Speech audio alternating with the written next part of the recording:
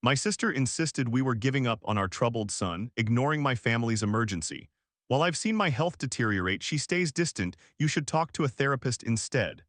After 5 grueling years, I'm left heartbroken-am I overreacting. I am a 35-year-old female who has adopted 3 children from foster care. One of them in particular exhibits some behavioral challenges.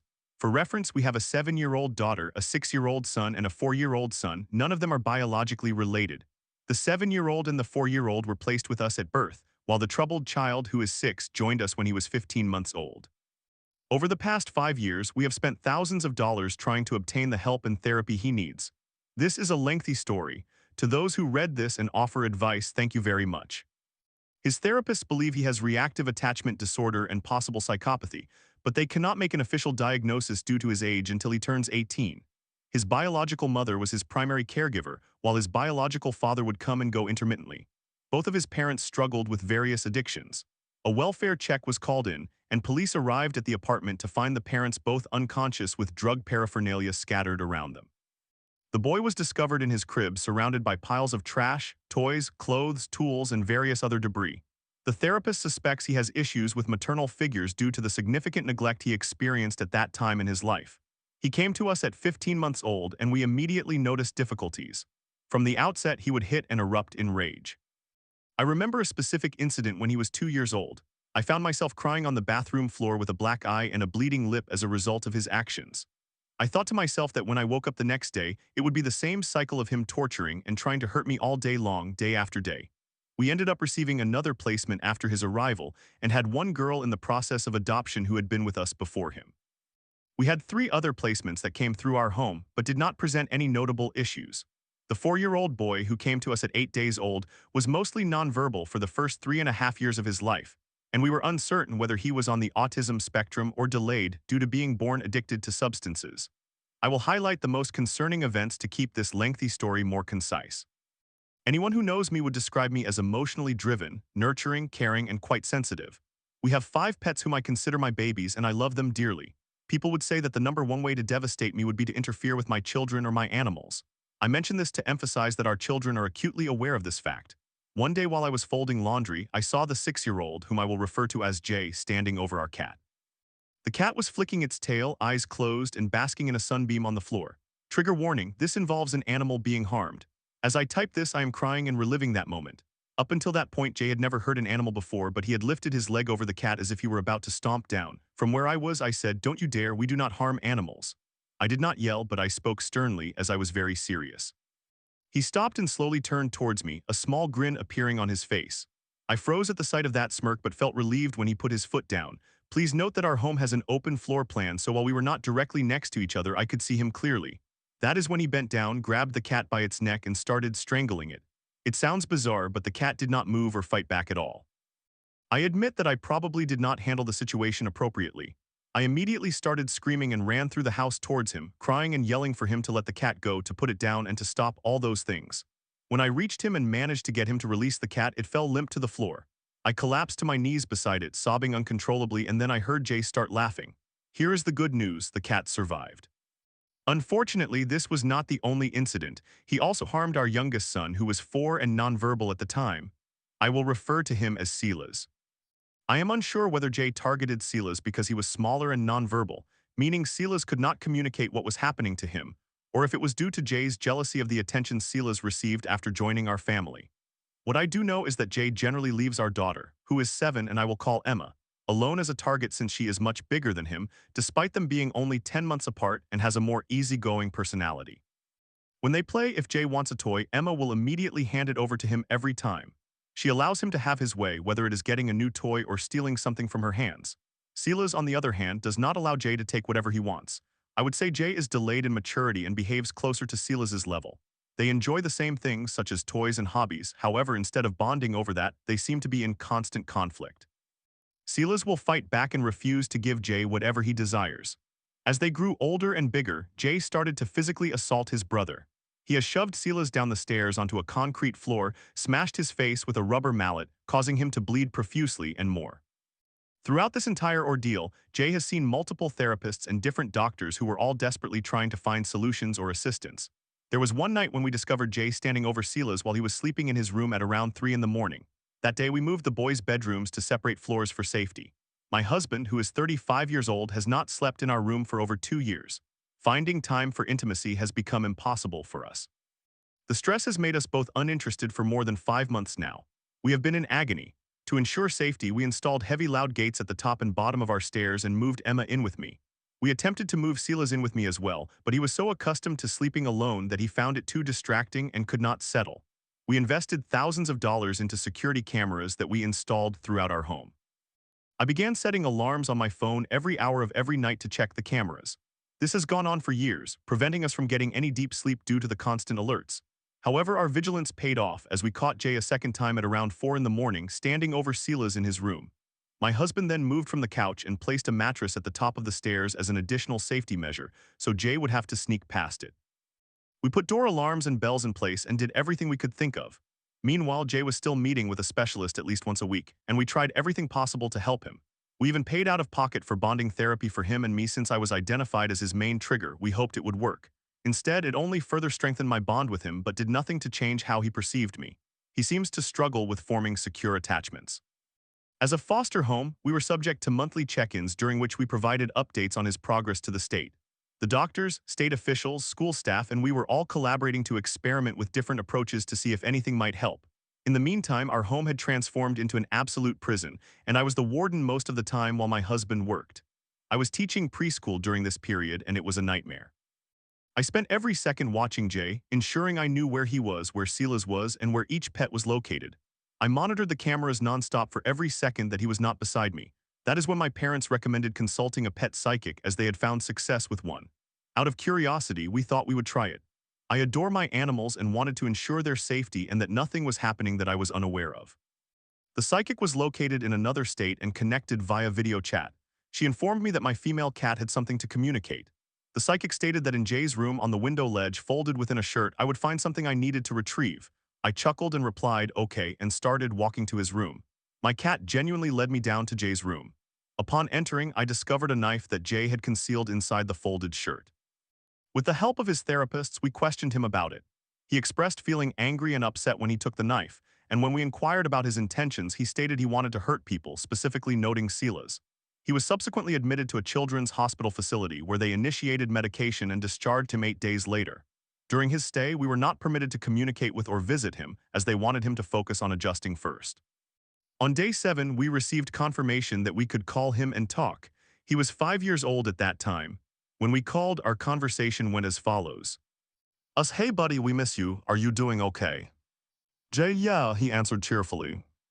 Us, are you ready to come home? We are eager to see you. Jay's, no, I want to stay a little longer.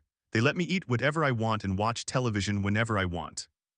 While I struggled to maintain a steady voice, trying to hold back tears and stress over our circumstances, here he was at only 5 with no real ties to us whatsoever. If our other 2 children were left in a cold, sterile environment surrounded by large machines and unfamiliar sounds, they would have expressed fear. Silas would have cried out and reached for us to take him home, and Emma would have been distraught and pleading with us to pick her up. When he dropped Silas off with his backpack, he showed no concern at all. I cried, my husband cried, and Jay happily asked if we had packed his new pajamas. That was it. The same reaction occurred when he returned home. We had drawn him cards and pictures to welcome him back, but he ignored us and walked inside as if it were just another ordinary day. Meanwhile, I had been physically ill and vomiting from stress. I found myself worrying about what might happen to him, worried he could be bullied by another child, learn new but dangerous behaviors, or potentially be targeted by an adult. My anxiety for him was overwhelming. In just over a year, I have lost more than 65 pounds due to this entire situation. I felt like we were going around in circles, obsessing over what we could try next. Every dollar and free hour was devoted solely to Jay, and I felt immense guilt towards Emma and Silas for not receiving their fair share of our attention.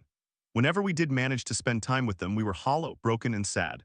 While Silas was receiving speech therapy and other forms of support, he could have benefited from even more. However, every available moment, whether from my preschool teaching or my husband's time off, had to be dedicated to Jay, our top priority.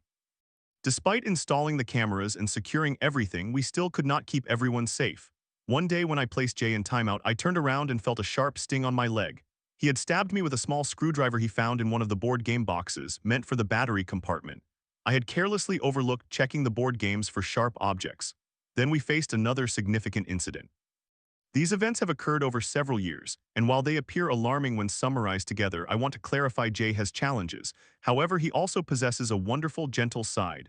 Unfortunately, he often chooses to allow his negative behavior to prevail.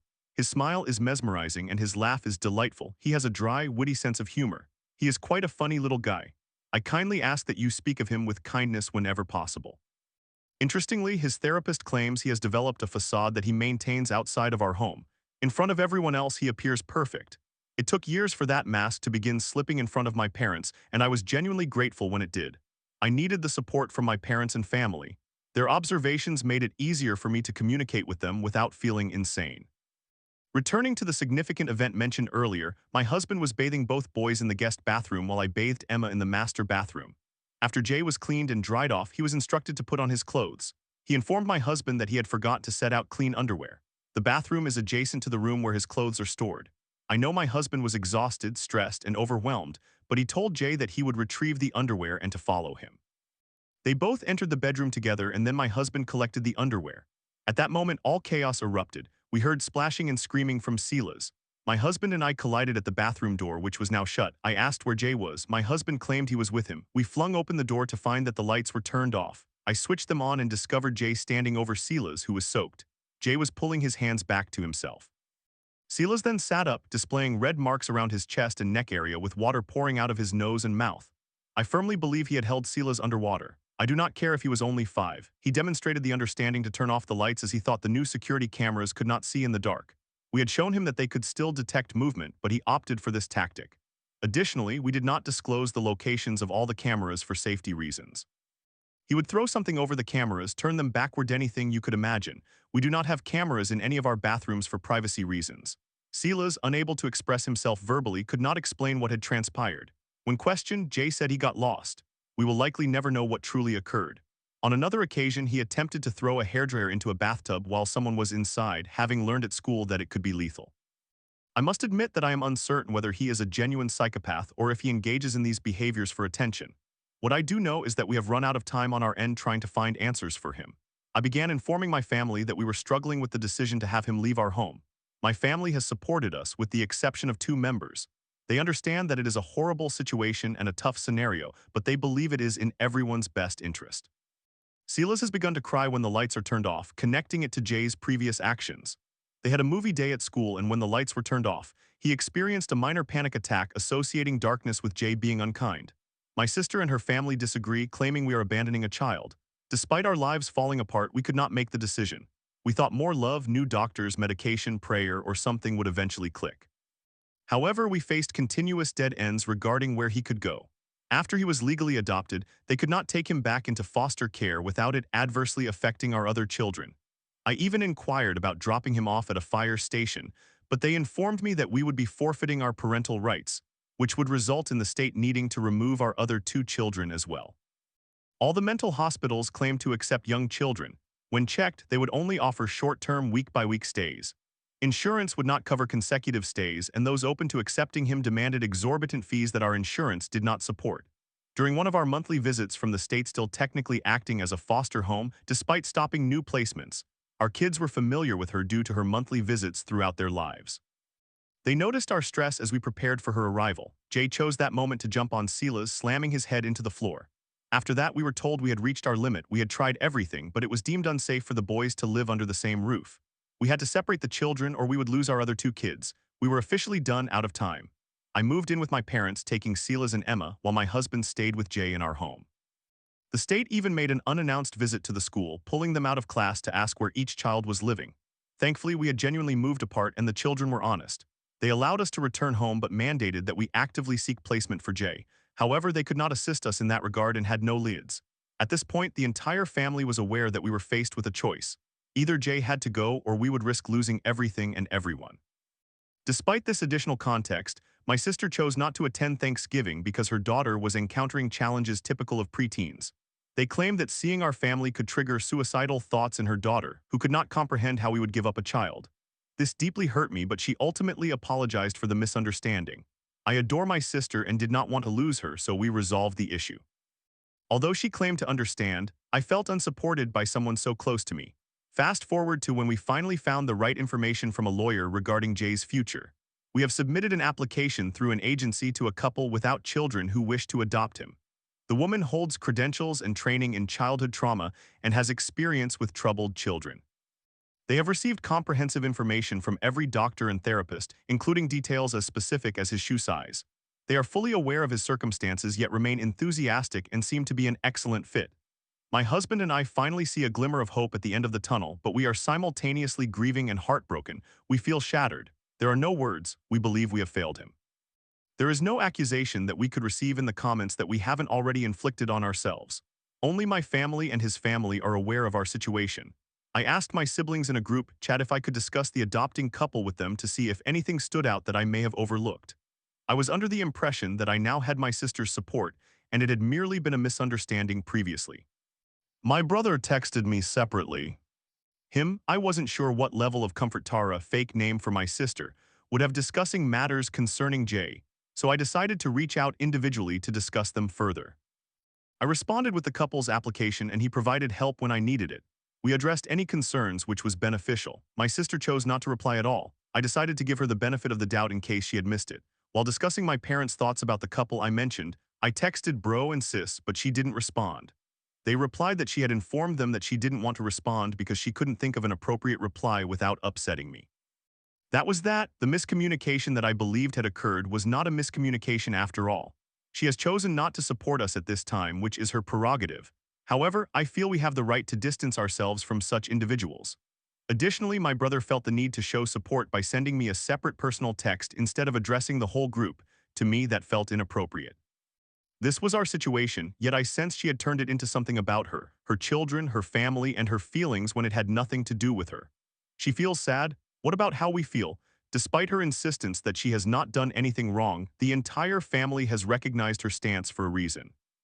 She has openly been unsupportive, often being rude to us, even suggesting that she would allow her other two children to be taken away for behaviors they did not exhibit, so that she could keep the troubled one whom she perceives hates me.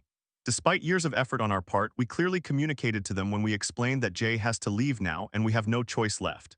We clarified that none of them could adopt him as they all have children of their own. A judge would not place him into a home that did not have a high success rate. They did not possess any of the necessary certification classes. We expressed that my husband and I would not see them again during holidays, as we would have to turn the page and strive to move forward in search of peace. We genuinely believe it would be traumatic for the siblings to experience seeing him intermittently like that. My brother was saddened for Jay, but understood our rationale. My sister claimed it would be worth it and asked if she could adopt Jay again afterward, adding more pain to my heart. She also stated that my brother did not intend for me to perceive his comment as I did. I find it difficult to comprehend. There is nothing to misinterpret. It speaks for itself. As a 40-year-old woman, she has caused such an obvious disruption, not just to me, but to the family that they cannot even support me openly in the sibling chat. That reveals she has handled the situation poorly, period. She texted me, asking if I was upset with her because I appeared distant. I acknowledged that yes, she has made it clearly understood where she stands and has not supported us. I feel she used this opportunity to hurt me deliberately. She maintains she hasn't done anything wrong and I strongly disagree. She suggested I should seek a therapist instead of consulting them. I feel that this situation is so vital to me that I wanted their input on the new couple, not on a stranger. I remarked that for someone who is a therapist herself, she is oblivious to her words and actions. In response, she accused me of being an outsider who doesn't work, implying I shouldn't speak about someone's career choice. The irony is that I have a child home for half the day, 4 days a week plus every Friday. Good luck to her in finding a job. I also endured 2 kidney transplants, ovarian cancer, and take immunosuppressive medication daily. Balancing a job without falling ill has proven challenging. She donated a kidney to me 18 years ago, and this entire conflict has deeply affected me. Our conversation turned unpleasant, and I am now choosing to move on. I feel sad that she will not know when Jay is leaving after over 5 years. She will be unaware where he is going or who will be caring for him. It is what it is. She stated she is not wrong to have her feelings, to which I replied that she absolutely can feel however she wishes, but we are not required to accept those feelings. In fact, I am profoundly hurt by the situation. We sat down with Jay and showed him pictures explaining that he would be leaving. He simply shrugged his shoulders and said he understood and did not care. I suppose I am just questioning whether I am overreacting. I feel as though she has witnessed my gradual decline into a broken shell. She recognizes that we have made every effort. This is simply not a topic to gamble with and risk the consequences. Am I being unreasonable? I'm uncertain about the specific question I wish to post, but I had to formulate one. Is her perspective on our situation justified? Perhaps that is what pains me most. I feel like if the roles were reversed, she would not relinquish two of her children to the state, yet she continues to judge us harshly. In summary, my husband and I are dealing with the impending departure of our adopted child Jay, and I feel that my sister has been unsupportive in this regard. I am unsure if the hurt and distance I now feel towards her is an overreaction. Story 2. After a devastating relationship, I found solace in a friendship with Elsa, only to slip into limerence. Nothing felt as good as being with her. When boundaries broke us apart, I spiraled into depression. Life didn't make sense if I couldn't be with her. How did I escape? Content warnings, mental health, suicidal thoughts. This post will likely be a bit longer. I have obviously changed all names, and I sincerely hope that no one I know reads this, but I feel the need to express these thoughts. A few years ago, I was not in a good mental state. My last relationship left a significant impact on me. I often felt lonely, especially since my friend group mainly consisted of couples. Additionally, I was somewhat depressed. I did not see my friends as often as I had before because we moved apart after university, making it more challenging to organize group activities. At that point, a friend introduced her best friend to our group. I will call her Elsa. I instantly thought she was very cool and wanted to get to know her better. She was motivated and eager to do things, and we quickly became good friends. By this time, I had already fallen deeply in love, but I tried to convince myself not to fall for her. I assumed she would not be interested in a relationship and valued our growing friendship immensely. We met at least once a week, shared everything with each other, and soon became extremely emotionally dependent on one another. We cuddled, spent weekends on the couch, took vacations together, essentially engaging in many activities that typically belong in a romantic relationship. We provided each other with constant reassurance to ease our insecurities, and I believed we were really good for each other. She complimented me on an emotional level. Those are still the kindest things anyone has ever said to me. She meant everything to me, and before long, the fear of losing her began to set in. My life felt like an absolute low when we did not spend time together and an exhilarating high when we finally reunited. I also neglected all my other friendships completely. At this point, I had been in therapy for a while, ironically since meeting Elsa, because I sensed something was going to go wrong. My therapist gradually helped me understand my feelings and recognize the unhealthy aspects of my situation until I finally spoke to Elsa about it, as I wanted to be honest with her no matter what. Naturally, she set new boundaries. No more cuddling, no more vacations together, no more sleepovers, all reasonable boundaries. I was devastated. I missed her reassurance and felt we had emotionally distanced ourselves in one swift motion. I could not comprehend how I developed feelings while she did not within this dynamic, which is beyond anyone's control. She often mentioned that she could be cold if it meant protecting our friendship, but I found it difficult to cope with that.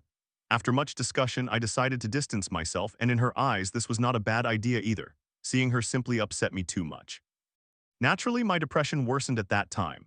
I began taking medication, often withdrawing for days or weeks and not responding to friends for an extended period. You know the drill. I found it challenging to attend social events with the group because there was always a chance Elsa would be present.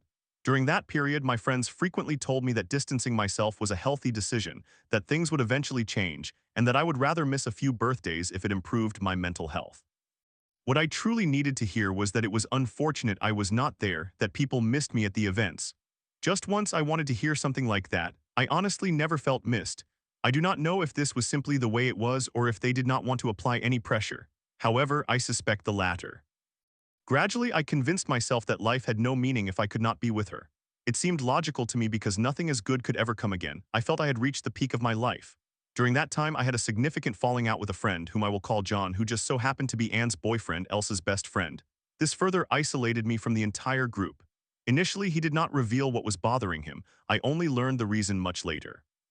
I discovered that the entire friend group often avoided conflict and that in his opinion I focused on one person excessively, then left them for someone else. It is partially true. I often invested a lot of time into one person when deepening a friendship. Eventually, I realized that it was not working how I intended and would cease to invest all my energy in one individual. I understand how that affected others. Today, I can see how problematic that was. I never felt I was important to them. The only time I felt valued was with Elsa. He also mentioned that I impacted the friendship between Anne and Elsa, which was when I completely lost him. That was when I truly became suicidal. I even formulated a plan because a work colleague wanted to take me to a shooting range at one point, and I thought, yes, that sounds like a good opportunity to end it all. At that time, I was at a friend's wedding where I saw Elsa, of course. I recall driving home at 150 kilometers per hour in heavy rain on a country road, thinking that if something happened, so be it. There was a friend I confided in frequently about these matters. I will call her Diana. She is incredibly empathetic, and I felt she was the only one who could somewhat understand what I was experiencing. However, she was also under considerable pressure herself and eventually asked me to discuss these issues with someone else for a while. I appreciated her honesty. Despite that, I never wanted to burden her again, so naturally I continued to distance myself. We later attended a LARP event where Elsa was also present. I completely intoxicated myself every night just to numb everything. I have not consumed alcohol since then because the suicidal thoughts intensified when I was drunk. Ironically, I met a wonderful friend at that LARP, and she is someone with whom I am closer today. However, at that time, it marked the absolute low point of my life. During that period, I met someone new through a dating application, which I primarily used to meet new people and get out of the house. I will call her Luna. We developed a friendship, and she was a really cool person, providing a refreshing relief as she had nothing to do with my past struggles. As my suicidal thoughts did not improve, I eventually ended up in a clinic for 8 weeks. There, I was diagnosed with a mild form of borderline personality disorder. That made sense. The clinic was beneficial mainly because I was removed from everyday life, and I frequently visited Luna, who lived close to the clinic. She was such a fantastic friend and played a significant role in my recovery. From that point on, things slowly began to improve. I obtained my motorcycle license as part of my healing journey since I initially wanted to accomplish this with Elsa.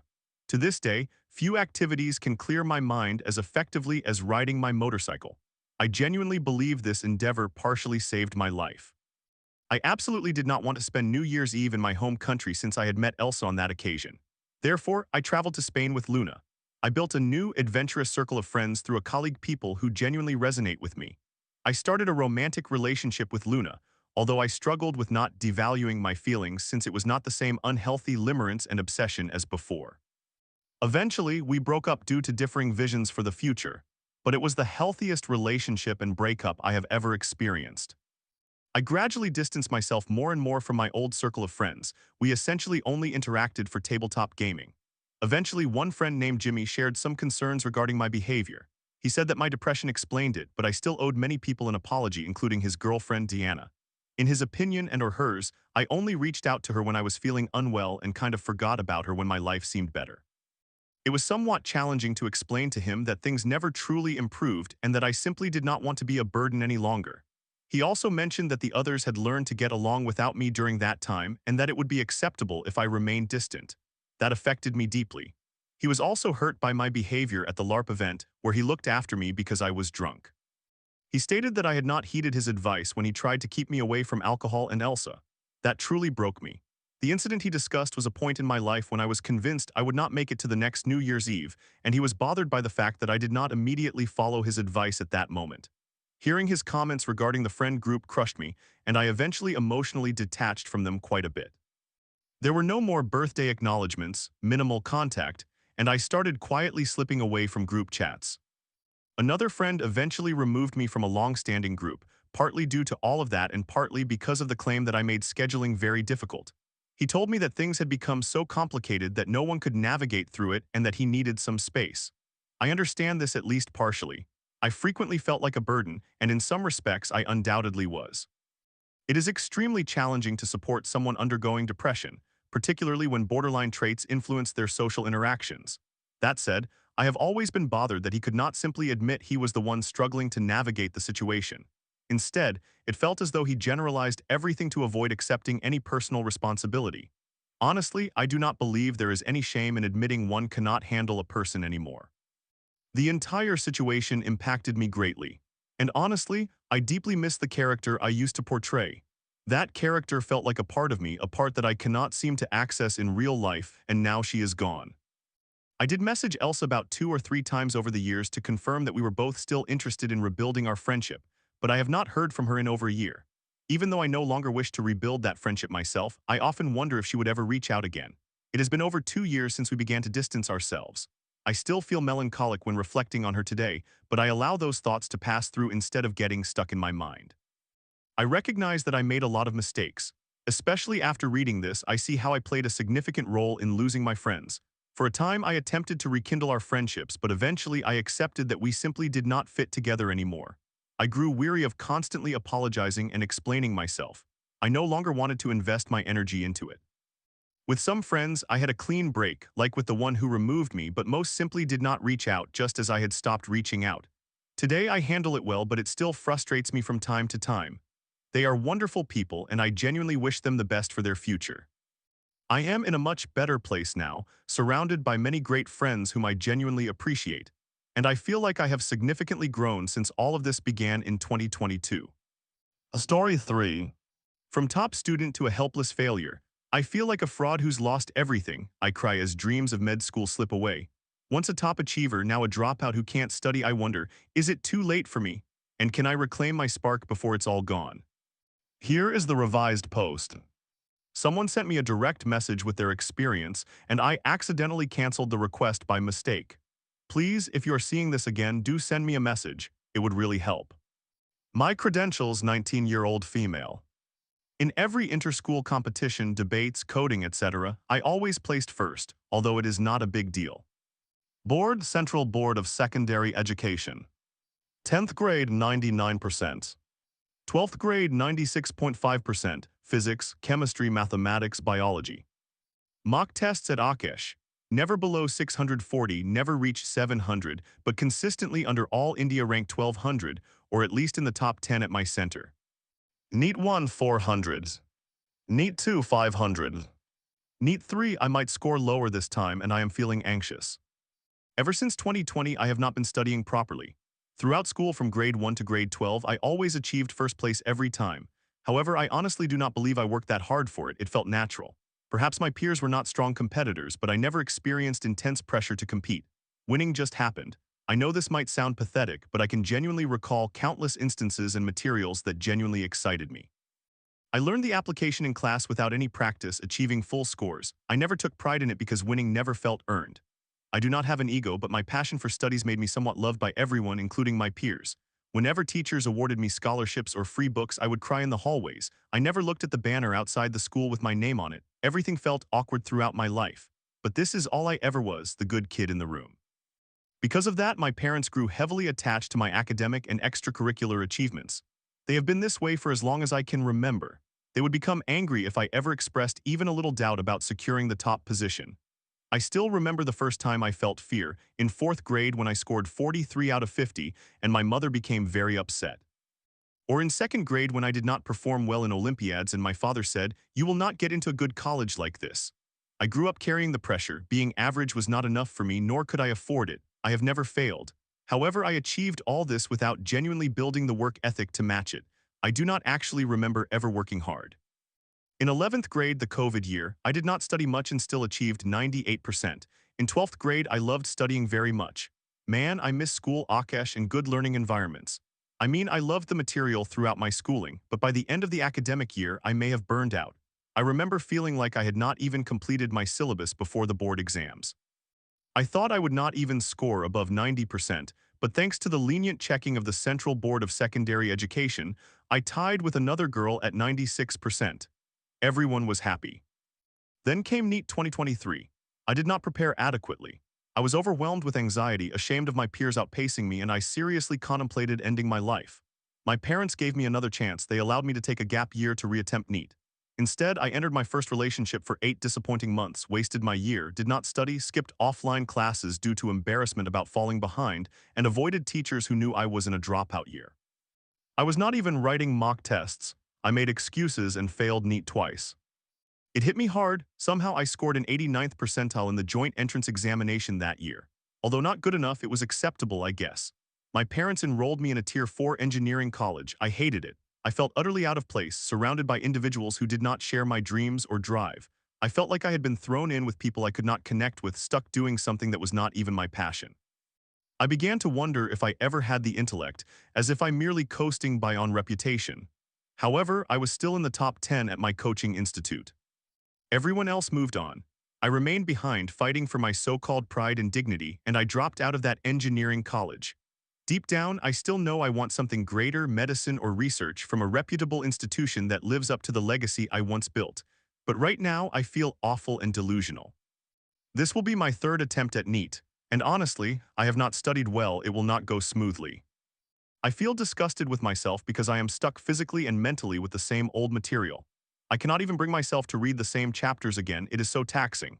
I genuinely believe that I could have passed NEET during my second attempt and even this time if I had been able to study. No one understands this. I never learned how to study because I never had to. I did not develop fortitude because I never had to. School was easy for me. I either obsess over something and go all in or I do not care at all. The worst part is that if I cannot do something well the first time, I do not want to do it because I have generally been successful the first time and thus never learned to handle disappointment. But now everyone sees me for who I truly am. I have lost everyone. I feel like I was respected only because I got good grades, but now I am not the golden child anymore. I waste my time. I do not study. I do not work for passion. I only chase big dreams and empty words. Sometimes I wonder if I have attention deficit hyperactivity disorder, but maybe that is just another excuse to avoid taking responsibility. Chasing perfection has left me completely empty, and I do not think I can withstand the fall from grace. I am preparing for the Indian Institutes of Science Education and Research entrance exam in May as well, but honestly, it feels empty. Maybe I wanted to become a doctor solely for the prestige. My mother thinks very highly of doctors. Everyone around me still refers to me as a doctor, and perhaps I am just pretending. I do not even know anymore. Everything feels like a lie. There are too many external and internal battles within me. I have failed myself. I am stuck. I experience such severe anxiety at times that my body feels heavy, my arms refuse to move, I lose my appetite, and I cannot tolerate sounds or conversations. This has been the case since the end of 12th grade. Please do not sugarcoat anything, be real, be harsh with me. I could have succeeded, but I chose not to. From being the exemplary child for my brother and everyone else, I have become someone who does not even attempt anymore. They can now see the real me. I cannot even recall the last time I truly tried. I am exhausted, yet I am also doing absolutely nothing about it. I still have big dreams and I am scared again. It is not like I watch videos or anything, I just find myself wandering around. I have been wandering around, making excuses and telling my friends that I am still good at tests since May 2023. It is now May 2025 and I remain the same, if not worse. Previously I had some strength, now it is all lost. I do not even understand why I wanted to become a doctor. Perhaps only because it brings a constant state of being the best, the smartest, the hardest worker, and the good child who receives academic validation. After the engineering fiasco, I realized, yes, money is important, I want to live comfortably, I desire to earn well. However, suffocating myself by choosing a degree or career solely for financial gain destroys me inside. I cannot pursue engineering. I love biology. I cannot force myself into that or any other passionless degree. I need an environment where I can learn and feel alive again like I did at my coaching institute. Everything feels pathetic, but that is the only way I will ever regain my spark. Otherwise, I am afraid I will be nothing without academic success. Everyone is disappointed now. No one perceives me the same way. And in a few months, I will officially be 3 years behind my peers. What should I do? How should I proceed? Should I consult a doctor? Should I be on medication? Is it too late for me? Do you see any chance left? Because right now I do not. Somewhere deep down, there is also this horrifying memory. In second grade, a teacher once handed me an answer sheet to deliver to another class. I peeped at it. Perhaps I have been cheating my way to the top, getting by with shortcuts since then. Maybe I was never as brilliant as everyone thought. Possibly my first place achievements in school were solely because my name starts with P, and there was no one from my primary section who scored higher. Maybe all of it was a lie. I read my old journal entries and it makes me cry to reflect on how long I have been stagnant. I have wasted 2 years. My father will say I should have stayed at that subpar college, and my mother will experience an ego death as she will have no good news to share with her friends or siblings. My uncle and aunt are already halfway convinced that I am not that intelligent anymore and that I do not work, as are my siblings, distant relatives, and grandparents. Then comes all the anger, shame, and guilt. I feel sick. I feel like a fraud. I feel lazy and dead inside. My identity and passions were perhaps so deeply rooted in who I was that I do not know who I am anymore.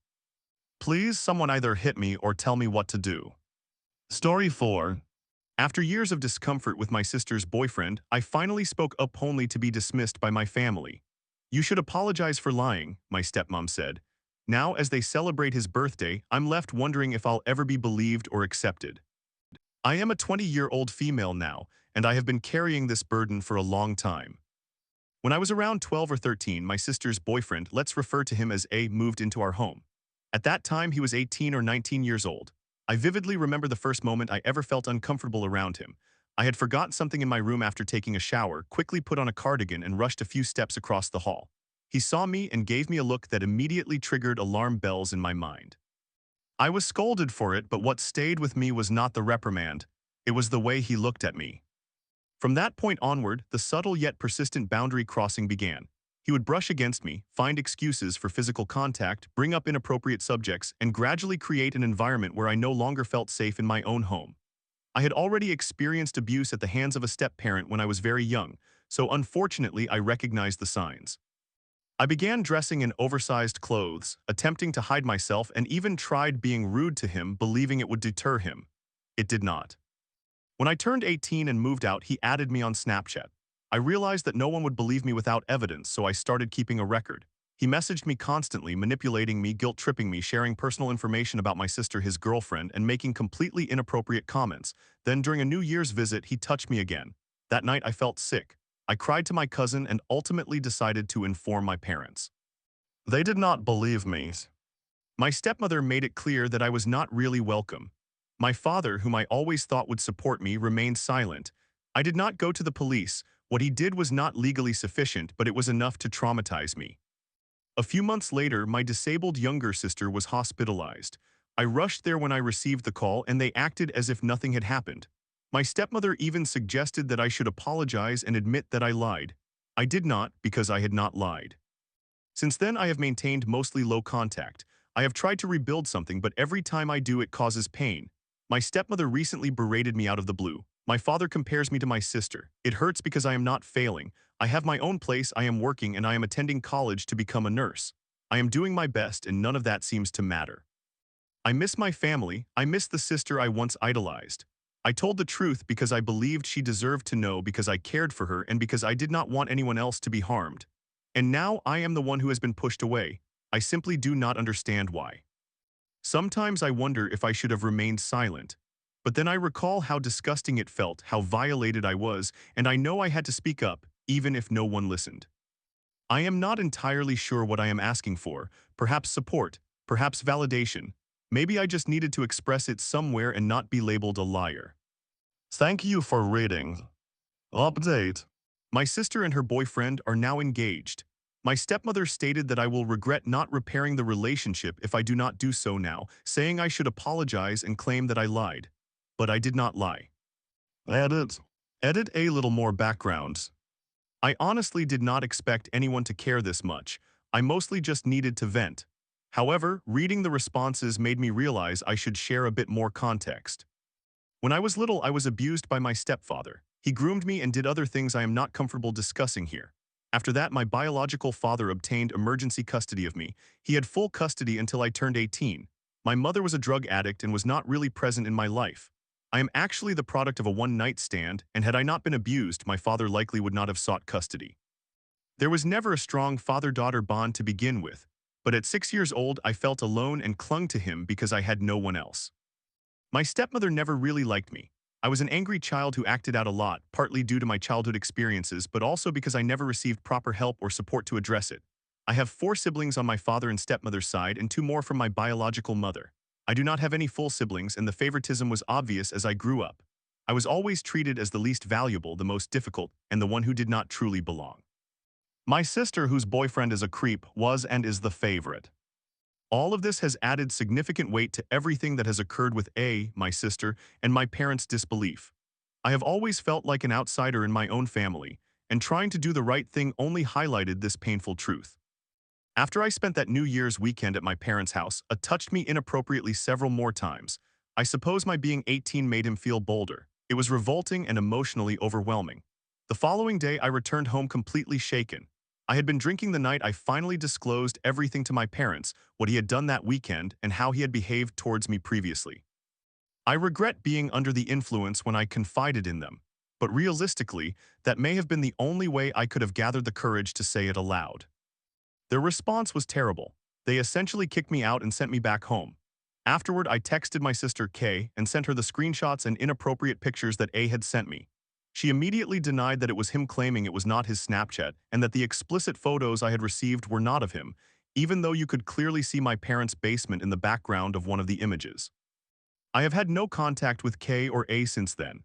I occasionally still see my father, stepmother, or stepmonster, honestly, and one of my sisters, but the relationship is strained and complicated. Update: my sit-down with my father was rescheduled due to his birthday. A 19 years old female was supposed to finally have a serious discussion with my father regarding everything: the trauma I have experienced, the treatment I received, and the hurt I have been carrying since I spoke out about my sister's boyfriend, a 26 years old male. However, yesterday the meeting was cancelled because it was A's birthday, and my family decided to throw him a party. That truly hurt. After all that has transpired, it felt like such a slap in the face. I have been working through this issue with my therapist, and we agreed that having a closure conversation would be a healthy step, not to fix everything, but to finally be acknowledged and determine what kind of relationship, if any, I can maintain with my family moving forward. We have rescheduled the conversation for next Friday. I am approaching it with a clearer mindset. Depending on how my father reacts, whether he listens, and if he attempts to understand, I will decide whether to maintain low contact or move to no contact entirely. I guess I just needed to share that. This situation has made me feel so isolated and alone. My entire life I have longed to be accepted and safe with my family, and now it seems like I will never truly have that. However, I am trying to choose peace, whatever form that may take. I want to express my gratitude to everyone who has commented with such warmth and support. I truly was not expecting it.